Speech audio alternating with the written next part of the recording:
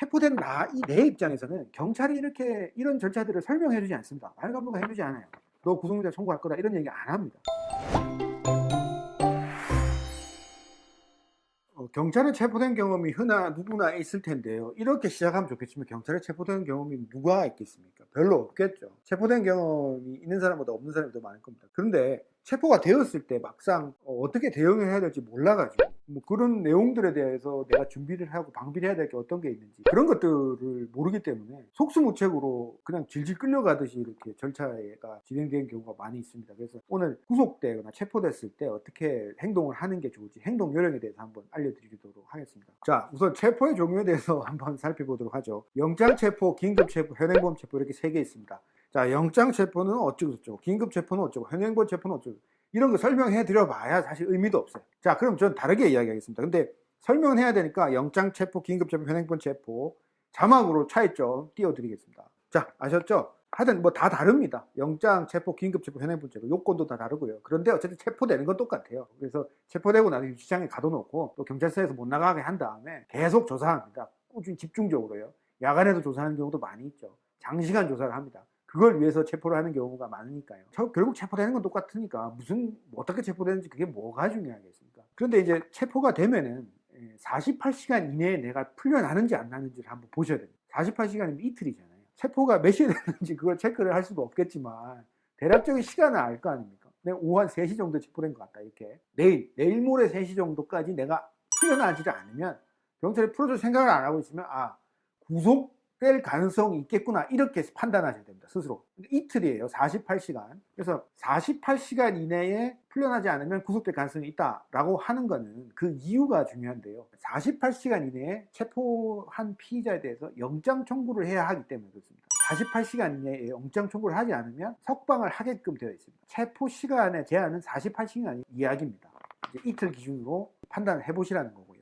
근데 이제 수사기관에서 체포를 왜 하는지, 체포를 한 이후에 구속을 왜 하는지, 구속영장 청구를 왜 하는지 이런 게 궁금하실 것 같아요. 죄를 저질렀으니까 체포를 하지 않겠습니까? 바꿔 말하면 범죄 혐의가 있다고 보기 때문에 체포를 하고 또 구속을 하는 거겠죠. 근데 죄가 있는 사람인데도 그냥 일상생활 하는 사람도 있습니다. 경찰 조사, 검찰 조사 받는 와중에도요. 구속 피의자와 불구속 피의자 이렇게 나눈다는 거죠. 그럼 만약에 체포된 이후에 구속이 되면 나는 구속 피의자가 되는 겁니다. 그래서 구치소에서 경찰서, 검찰청을 왔다 갔다 하면서 조사를 받고 재판도 구치소에 있다가 재판 날만 나와서 재판을 받고 이런 식이 되는 거죠. 일상생활을 할 수 있는 불구속 피의자하고는 달라지게 된다 이렇게 보시는 거고 우선 체포를 하는 이유는 경찰이 나를 신병 확보를 하기 위한 겁니다.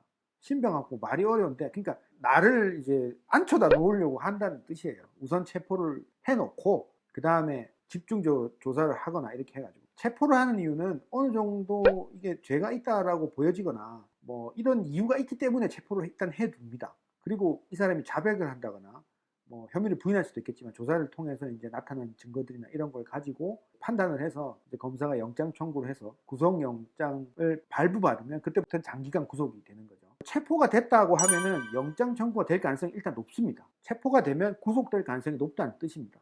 그러니까 48시간 이내에 풀려나는지 안 풀려나는지를 한번 체크해 볼 필요도 없이 사실 체포되면 구속될 가능성이 좀 높기는 합니다.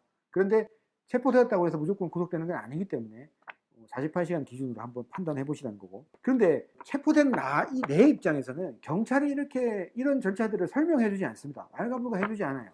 너 구속영장 청구할 거다 이런 얘기 안 합니다. 소유소무시 그냥 앉아 있는데 한 이틀 사흘 지났는데 어디 데리고 갑니다. 데려갔더니 법원이에요. 영장심사 신문기일이 잡혀 있는 겁니다. 이런 식입니다. 이제 이런 내용을 알고 있으면 내가 어떻게 대응해야 되는지 알 수 있겠죠. 근데 내가 체포되었거나 이런 내용을 가족한테 통지할 수 있느냐? 내가 통지 안 해도 통지하게끔 법률에 규정이 되어 있습니다. 그래서 가족들이 체포되었다는 사실을 수사관한테 전해들어서 알게 되겠죠. 그러면 뭐 유치장으로 이제 접견을 온다거나 이런 식이 될 텐데 가족도 접견은 야간은 안 됩니다. 근데 변호사는 24시간 가능하죠. 일단 이건 팁이고. 그래서 체포되면 48시간 이내에 구속영장 청구가 될 가능성이 높고 청구가 되면 심사를 통해서 구속영장 발부가 될 가능성이 높다. 이런 겁니다. 구속시킬 이유가 없으면 사실 체포하지도 않습니다. 체포와 구속 사이의 연관성이 좀 크다고 이렇게 생각하시면 되고, 체포가 되었다면 구속영장 심사를 대비하셔야 된다라는 걸로 정리를 하시면 되겠죠. 구속영장은 검사가 청구를 하는 것이고, 구속영장 심사에서 내가 어떻게 대비를 하는지가 중요한 것은 내가 어떻게 대답하고 어떻게 대응하는지에 따라서 구속영장이 발부가 될 수도 있고 안 될 수도 있습니다. 구속영장이 발부가